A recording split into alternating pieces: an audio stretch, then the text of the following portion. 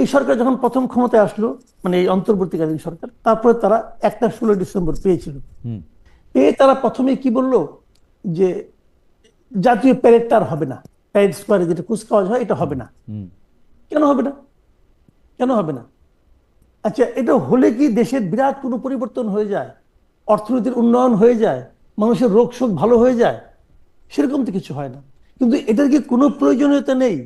দেশে যারা সাধারণ মানুষ আছে, ছোট ছোট শিশু কিশোর আছে, আমার তো মনে আছে আমি যখন ছোটবেলা, আমি কিন্তু আমার জন্ম কিন্তু পাকিস্তান আমলে। হুম পাকিস্তান আমলে যখন স্কুলে মানে একদম ছোট ছিলাম যখন আর কি, তখন ওই যে ওদের যে 14ই আগস্টে যে আপনার স্বাধীনতা দিবস হতো, আমাদের সকালবেলা আমার মা সাজায় গুজে স্কুলে পাঠাইতো, যাই ওখানে আমরা ওই যে দেখতাম যে লাল নীল সবুজ দিয়া ফ্ল্যাগ উড়ানো হতো।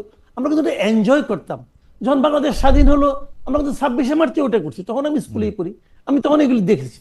তো এখন বিষয়টা হলো কি, এগুলি কিন্তু একটা সামাজিক একটা প্রভাব আছে।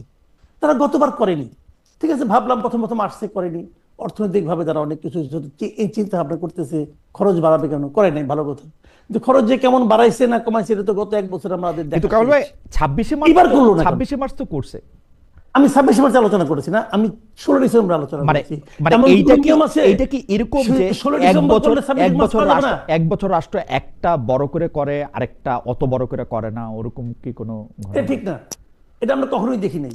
আচ্ছা, বাংলাদেশের স্বাধীনতার পর থেকে আওয়ামী লীগ 26শে মার্চ। আসছে, বিএনপি আসছে, জাতীয় পার্টি আসছে, আবার আওয়ামী লীগ আসছে, আবার বিএনপি, সবাই আসছে, প্রতিবারই এটা হয়েছে। এখন তাহলে কি এইটাই হলো? দেখেন, একটা কিন্তু ধারণা কিন্তু অনেকের মধ্যে প্রচারণা আমি দেখি, অনেকে কিন্তু এটা বলার চেষ্টা করে। যেমন আমি দেখলাম ওই দিন যে 16 ডিসেম্বর নাকি বিজয় দিবসই না, এটাও কেউ কেউ বলছে। এখন যারা এই ধরনের কথা বলছে, তাদেরই কি প্রভাবে এটা হচ্ছে না? হতে পারে।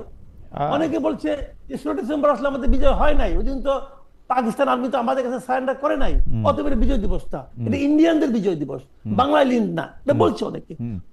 তো এখন এগুলো নিয়ে আমি বাহাস করতে পারি, কোনো সমস্যা নাই, কিন্তু ওইটা তো প্রশ্ন না। প্রশ্নটা হলো কি, সরকার কি করছে? সরকার কিন্তু এবছরও পালন করছে না, এবং কেন করছে না তার কোনো ব্যাখ্যাও কিন্তু সরকার দিচ্ছে না। সরকার মনে অত যখন বেশি সরকার মনে অত বেশি কনভিন্স না যে 16 ডিসেম্বরে আসলে বিজয় দিবস হিসেবে পালন করা উচিত, এরকম মনে হইতেছে। কারণ হতে যেহেতু পারে, তর্কটা হতে পারে। আছে, মুক্তিযোদ্ধাদের মধ্যে থেকে না, না, কেউ কেউ তর্ক আমি তর্ক আপনাকে এই চলছে। কথাটা বলি, দেখেন, জি, যে এটা মনে একটা সরকার আছে ক্ষমতায়, জি, তারা কনভিন্স না। রাইট, এখন যদি সরকার কনভিন্স না হয়, তো যে কোনো পলিটিক্যাল পার্টিও কনভিন্স না হতে পারে। রাইট। সেই জন্য হতেই পারে। আমার কিন্তু কাজেই কিন্তু আমার কিন্তু আশঙ্কাটা থেকে অনেস্ট যায়। আমার কিন্তু অনেস্ট কোয়েরি ছিল যে জামায়াতে ইসলামী কনভিন্স কিনা যে 16 ডিসেম্বর বিজয় দিবস ওর না। তো উনি বললেন যে অবশ্যই জামায়াতে অবশ্যই অবশ্যই ইসলামী পালন করবেন, রাইট। শিশির মনির সাহেব তো জবাব দিলেন যে যে জবাব অবশ্যই করবে তারা। অবশ্যই করবে, তারা হ্যাঁ। তো convinced, কিন্তু তাদের সরকারের মধ্যে যেমন আশঙ্কা- জামাতে ইসলামের মধ্যে যে ঝামেলা নাই, সেই ঝামেলা আমি সরকারের মধ্যে দেখি। এটা ইন্টারেস্টিং কিন্তু। দেখি, এটাই তো আপত্তিকর এবং হতাশাজনক।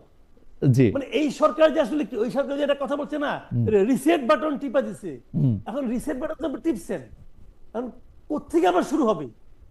এখন ওনারা কি 47 থেকে শুরু করতে চান, নাকি আরো আগে থেকে, নাকি পলাশী যুদ্ধ থেকে শুরু করতে চান? এটা যেন বুঝতে পারছি আচ্ছা, ক্লিয়ার না। আমার মনে হয় যে কামাল ভাই, আমরা এই প্রসঙ্গটা ক্লিয়ার। আমরা যেহেতু অনেকগুলি বিষয় নিয়ে কথা বলবো, আমরা একটু দর্শকদের মতামত একটু আপনাকে শোনাতে চাই। একজন দর্শক আপনাকে প্রশ্ন করেছেন, আরেকজন দর্শক শিশির, অনেকেই প্রশ্ন করেছেন। আমি দুটো প্রশ্ন বাছাই করেছি। একটা দর্শক প্রশ্ন করেছে যে আপনি ইন্ডিয়া কেন গিয়েছিলেন কামাল ভাই, যদি ছোট করে বলতেন। আচ্ছা, ইন্ডিয়া কি আমাদের কোনো নিষিদ্ধ জায়গা নাকি? ভিসা বলে দেয় না ইন্ডিয়া। যাওয়া যাবে না? ইন্ডিয়া বলে ইন্ডিয়ান যাওয়া লোকদের যাবে না? ছাড়া কাউরে ভিসা দেয় না, মানে তাহলে ইন্ডিয়ার প্রিয় এই লোকদের পুলিশ ছাড়া। কি হবে গেল? কেন যাওয়া যাওয়া অনেক অসুস্থ লোক প্রচুর যাচ্ছে। আমি যখন ইন্ডিয়াতে যখন আসলাম, জি। বাংলাদেশ বিমানে আসছি, জি। সেই বিমানে আমি দেখলাম যে পেছনের 3 জন লোক ছাড়া সমস্ত সিট ভর্তি, এবং তারা সবাই বাঙালি। হ্যাঁ। তো সমস্যাটা কি হয়েছে? আচ্ছা। এত লোক গেছে না। আচ্ছা, এখন আমি কথাটা বলি, এই জিনিসটা হলো ইন্ডিয়া গিয়েছে, আমি বলি আপনাদের, বলার কোনো সমস্যা তো নাই। হ্যাঁ। আমার ছেলে দার্জিলিং এ পড়ে। হ্যাঁ, আমার ওকে। ছেলে, হ্যাঁ, আপনি প্রশ্ন করবেন আপনার ছেলে দার্জিলিং এ পড়ে কেন, সেটাও বলি, সেটাও বলি না ভাই। এখন সমস্যা হচ্ছে কি, আমি যখন আজকে রাতে একটু বাথরুমে যাবো, তখন প্রশ্ন করবেন আপনি বাথরুমে যাচ্ছেন কেন? কারণ আপনি প্রশ্ন শেষ নাই। কারণ আপনি পাবলিক পারসন ভাই, আপনি জনপ্রিয় আচ্ছা, ঠিক লোক, আছে, আমি বলছি। আপনি। আমার ছেলে কেন দার্জিলিং বসে, আমি বলি আপনাকে। জি। আমরা স্বামী স্ত্রী দুইজনেই চাকরি করি। জি, আমি এই ছেলেটাকে কার কাছে বাসায় রেখে যাব, কি করবো না করবো, এটা আমাদের একটা টেনশন ছিল, এবং সেজন্য আমি কম খরচে, আমার এখানে যে খরচটা হতো এর চেয়েও কম খরচ অথবা এরকম খরচে আমি এমন একটা নিরাপদ জায়গা খুঁজতেছিলাম। আজকে থেকে 3 বছর আগে আমার ছেলেকে আমি দার্জিলিং এ পড়তে পাঠিয়েছি, তার আরো 1 বছর আছে। ওকে, এখন একটা পর্যায়ে সে আছে, এখন যদি ইন্ডিয়ার সাথে আমার যুদ্ধও লাগে তাও কিন্তু আমার জন্য খুব একটা জটিল অবস্থা হয়েছে। রাইট তো রাইট রাইট। তাকে আনতে গিয়েছিলাম ভাই। ওকে, আচ্ছা শুনেন, তার পরীক্ষা শেষ, আরো বলি না, শেষ করি তাহলে বুঝবেন। হ্যাঁ, আরেকটু বলি। তো ওখানে গিয়েছিলাম আমরা স্বামী স্ত্রী দুইজনেই গিয়েছিলাম। দুইজনে যাওয়ার পর আমার স্ত্রী বললো যে উনি একটু আজমির শরীফে যেতে চান। হ্যাঁ, তো আমি বললাম ঠিক আছে চলো যে আজমির শরীফ, জয়পুরে গেলাম। আজমির থেকে যখন আমরা ফিরবো, ফেরার সময় দেখলাম যে প্লেনে দিল্লি থেকে ঢাকার যে ভাড়া, কলকাতার চেয়ে ঢাকার ভাড়া তার চেয়ে বেশি। আমি বললাম তাহলে চলো কম ভাড়ায় দিল্লিতেই যাই। ওকে, দিল্লি থেকে আমরা পরে প্লেনে, আমার মনে হয় যে খুবই পরিষ্কার। আজকে অনেকগুলি গুরুত্বপূর্ণ ব্যাপার আছে। আমার একটা ছবি তো দিয়েছে, আমাকে ছবি দিয়েছে। দিল্লি যাওয়ার পর আমার স্ত্রী বললো যে আমি একটু জামা মসজিদটা দেখতে চাই। জি, আমি চলো নিয়ে যাই। ওখানে যাওয়ার পর সে ইউটিউবে আপনার চ্যাট জিপিটি দেখছে এখানে নাকি করিমের একটা হোটেল আছে। Right right right. করিমের হোটেলে খাওয়া দাওয়ার পরে আমি ওখানে দাঁড়িয়েছিলাম, আমার মুখে একটা টুথপিক ছিল ভাই। আমার ছেলে আমাকে দেখাচ্ছে, বাবা দেখো এই ছবিটা কেমন হয়েছে। ওটা দেখতে গেছি, টুথপিকটা মুখে ছিল। এখন আমি ললিপপ খাচ্ছি, আবার কেউ বলছে আমি সিগারেট খাচ্ছি। ভাই জীবনে সিগারেট খাইনি। আমার মনে হয় কামাল ভাই পরিষ্কার। আমাদের শিশির মনির ভাইয়ের জন্য আমাদের একটা প্রশ্ন আছে, দর্শকদের প্রশ্ন। শিশির মনির ভাই, আমরা মূল প্রশ্ন যাওয়ার আগে আপনি যদি অ্যাড্রেস করেন। জনাব শিশির মনির আমাদের ধর্ম নিয়ে অবমাননাকার বক্তব্য দিয়েছে, এহেন হীন কাজের জন্য তিনি জাতির কাছে ক্ষমা চাইবেন কিনা জিজ্ঞেস করুন। অনেকগুলি দর্শক একই প্রশ্ন বারবার করতেছেন। আমি একটু বলে রাখি, আমি জনাব শিশির মনিরের এই বক্তব্য শুনেছি। যদি এটা রোজা এবং পূজা নিয়ে হয়ে থাকে, আমি তার বক্তব্যে আপত্তিকর কোনো কিছু পাই নাই। জনাব শিশির মনির, আপনি যদি অ্যাড্রেস করেন দর্শকের প্রশ্ন। এগুলো আরো আগেও আমি অ্যাড্রেস করেছি। জি, আসলে এটি কোন ধর্মীয় অবমাননার প্রশ্ন, এটি আসলে সম্প্রীতির প্রশ্ন। রাইট। আমার যেখানে বাড়ি এটি দিরাইশাল্লাহ, এখানে আবহমান কাল থেকে সাম্প্রদায়িক সম্প্রীতির উজ্জ্বল উদাহরণ বিরাজমান। এখানে পাশেই আছে মসজিদ, একটু পাশেই আছে মন্দির। যে যার ধর্ম পালন করে, কেউ কাউকে এখানে বিরক্তও করে না, হস্তক্ষেপ করে। ওকে, মূলত এই উদাহরণটি ছিল সেই সম্প্রীতি বোঝানোরই একটি বাস্তব নমুনা। এটিকে যে বা যারা ধর্মীয় অবমাননা হিসেবে ব্যাখ্যা করছেন, আমার বিবেচনায় এটা সঠিক কাজ। আমার মনে যে খুবই আমি আসলেই মানে আমাকে মাসুদ কামাল ভাই অনুষ্ঠানের আগেও কামাল ভাইকে আমি বলতেছিলাম যে মানে কোনো বিষয় আমার খুবই পক্ষ নিতে ইচ্ছা করে।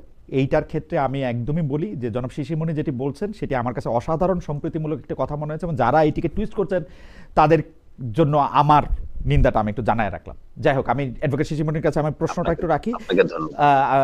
একটু রাখি যে নির্বাচন কমিশন যে তফসিল ঘোষণা করেছে সেটা লেভেল প্লেইং ফিল্ড হলো কিনা, আপনার কাছ থেকে প্রশ্নের উত্তরটি জেনে আমি আবার কামাল ভাইয়ের কাছে যাব। এটা নিয়ে নির্বাচন কমিশন তফসিল ঘোষণা করেছে, নির্বাচনের ডেট ঘোষণা করেছে, লেভেল প্লেইং ফিল্ড হয়েছে কিনা, অনেকগুলি বিষয়ে জামাত ইসলামের অনেকগুলি আপত্তি ছিল। এখন আজকে তফসিল ঘোষণা হয়েছে, আমি এলাকা থেকেই তফসিল মনোযোগ দিয়ে শুনলাম, প্রধান নির্বাচন কমিশনারের যে বক্তব্যটা শুনলাম, আর আমরা তো ফিল্ডেও আছি। তো মনে হচ্ছে খুব অল্প সময়ের ভিতরে ওসিদেরকে চেঞ্জ করা হয়েছে, ইউএনওদেরকে চেঞ্জ করা হয়েছে, ডিসি কে চেঞ্জ করা হয়েছে, এসপি কেও চেঞ্জ করা হয়েছে লটারির মাধ্যমে। তো আমার ব্যক্তিগত অভিজ্ঞতা বলবো, আমার এলাকার কথা আমি বলি। আমার এলাকায় আমি দেখতে পাচ্ছি যে প্রশাসনের উপরে রাজনৈতিক দলগুলোর যে খবরদারি থাকে বা এক ধরনের ইনফ্লুয়েন্স থাকে, ছত্রচ্ছায়া থাকে, আপাতত আমি এটা এখানে দেখতে পাচ্ছি না। ওকে, আরেকটা জিনিস আমি এখানে বলতে চাই, এইবারকার আমার এলাকায় হাওর রক্ষা বাঁধ নামে কতগুলো বাঁধ সরকার অ্যালট করে, যেখানে রাজনৈতিক দলের সদস্যদের সমন্বয়ে কমিটি গঠিত হয়, প্রশাসন এবং রিপ্রেজেন্টেটিভ আকারে গঠিত হয়। এইবার আমাদের এখানে জেলা প্রশাসকের পক্ষ থেকেই এই কমিটিগুলোতে কোন রাজনৈতিক দলের কোন সদস্যকেই কমিটিতে রাখা হয়নি। আমরা নিজেরাও প্রস্তাব করেছিলাম যে একটা নিউট্রালিটি মেনটেন করার জন্য প্রশাসন একটা দূরত্ব মেনটেন করা দরকার, সকল রাজনৈতিক দলগুলোর সাথে অ্যাডভোকেট শিশিরমণি, আমি কিন্তু জানতে পারি যে আপনাদের জামায়াতের অন্য নেতাদের আমরা দেখতেছি যে প্রশাসনকে কুক্ষিগত করতে চাইতেছেন, প্রশাসনকে বলতেছেন আমাদের কথাই শুনতে হবে। আপনার ক্ষেত্রে আবার আমরা দেখতে পাচ্ছি যে আপনি নিরপেক্ষতা চাইতেছেন। এটা কি এক এক জায়গায় এক এক রকম, নাকি এটা মানে জামাত ইসলামের কোন স্ট্যান্ড না, এটা মানে যিনি প্রার্থী তার স্ট্যান্ড, তাই না? মোটেও না, জামাত ইসলামের কোন স্ট্যান্ড না। যে ব্যক্তি এটা বলেছিলেন, সাথে সাথে জামাত পক্ষ থেকে বিবৃতি দেওয়া হয়েছে এবং তাকে শোকজ করা হয়েছে তিনি তার জবাবটা অফিসিয়ালি দিয়েছেন কিনা আমি জানি না, ঢাকায় দেন নাই আমি দেখি নাই, দেন নাই মনে হয়।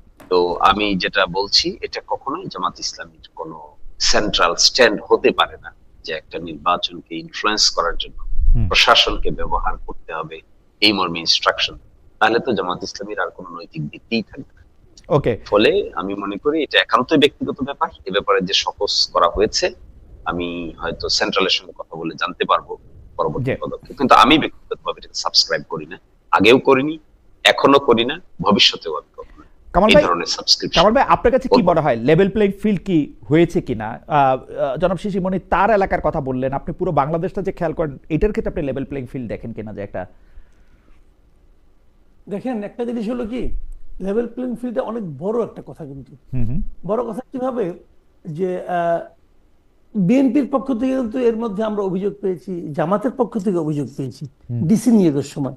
ডিসি নিয়োগের সময় কেউ কেউ বলছে এটা জামাতের ডিসি, কেউ বলছে এটা বিএনপির ডিসি, এরকম বলা বলি কিন্তু হয়েছে। এবং এটা যখন নির্বাচনে যখন কেউ হেরে যাবে, উনি কিন্তু বলবেন যে আমি নির্বাচনে হেরেছি কারণ ওই পক্ষের ডিসি ছিল, সে এটাকে মেকানিজম করছে, এটা কিন্তু বলবে ভাই। তা আমি মনে করি এই যে ডিসি চেঞ্জ করছে, তারপরে এসপি চেঞ্জ করছে, ওসি চেঞ্জ করছে, এই চেঞ্জ যেগুলো করছে, লটারি করে করছে, অনেক কিছু করছে, কেন করছে? তার হচ্ছে বড় কথা, কে করছে, কেন করছে? মানে তারা যাদের নাকি পক্ষপাত দুষ্ট না হয় এই জন্য করছে, এই লক্ষ্য নিয়ে করছে। কে করছে? এই অন্তর্বর্তীকালীন সরকার করছে, করছে তো। আজকে তফসিল ঘোষণা করা হলো, এখন পুরো জিনিসটা কার দায়িত্বে? নির্বাচন ইলেকশন কমিশন। আচ্ছা ফাইন, যদি পরবর্তী সময়ে এটা নিয়ে কোনো প্রশ্ন ওঠে, দায়টা কার উপর চাপবে? নির্বাচন কমিশনের উপর চাপবে, কিন্তু যে তুমি ঠিক মতো নির্বাচনটা করতে পারো নাই। কাজে আমি নির্বাচন কমিশনকে পরামর্শ দিব যে নির্বাচন কমিশনের উচিত হবে সবগুলি ডিসি আবার চেঞ্জ করা।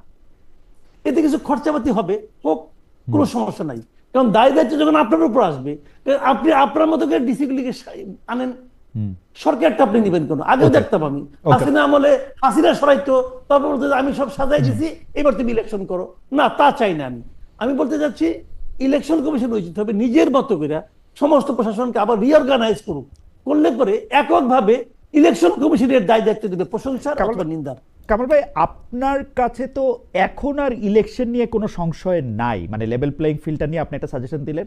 কারণ কেন আমি প্রশ্ন করতেছি, আপনার কথায় আমার বারবার মনে হচ্ছিল যে ডক্টর ইউনূসকে আপনি এতই অপছন্দ করেন, বারবার ওনার উপর আপনি একটা আরোপ লাগাচ্ছেন যে, বা দোষ আরোপ করতেছেন যে উনি ক্ষমতায় আর ছাড়তে চাইতেছেন না বা ক্ষমতা ছাড়তে চান না।